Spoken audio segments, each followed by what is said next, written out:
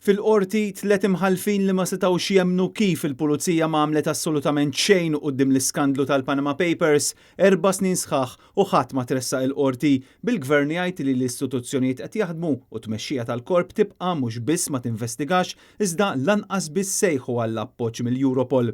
Dan kollu ħareġ meta fil-qorti der Ian Abdillah, l-uffiċjali li kien imexxi s-sezzjoni ta' kontrarreati ekonomiċi fil-korp tal-Pulizija li kien qed jixhed fl-inkjesta pubblika dwar l-assassinju tal-ġurnalista Daphne Caruana Galizia wara xhur sħaħ jaħrab lill-medja. Ma nagħtix risposti lill-ġurnalisti, rajt jiena l-unika persuna li jiena accountable għalih huwa il-boss tiegħi il-Kummissarju tal-Pulizija mhux il-ġurnalisti. Kliem li kien qalu sentejn ilu b'referenza għall-eks kummissarju Lawrence Cutajar illi llum jinsab taħt investigazzjoni kriminali.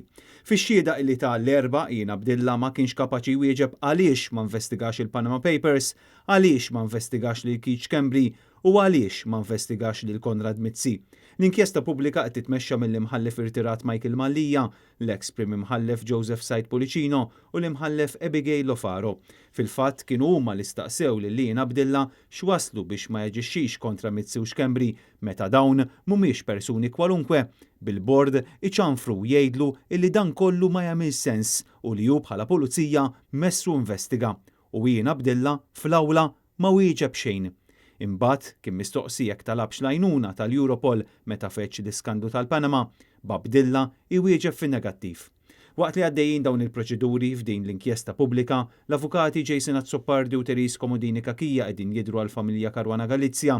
Fil-qorti Abdillah konferma li kien ilu jaf minn Marzu tal-2018 li 17 Black hija ta' Jorgen Fenek.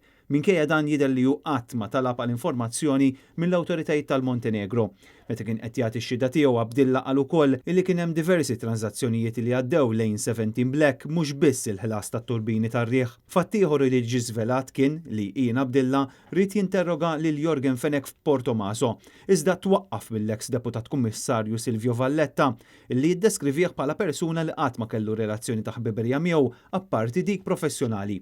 F'parti oħra tax-xhieda ntqal li l-pulizija għadha qed tinvestiga l-iskandlu ta' Pilatus u mhux teskludi li jkun hemm talba għall-estradizzjoni ta' Ali Sadr.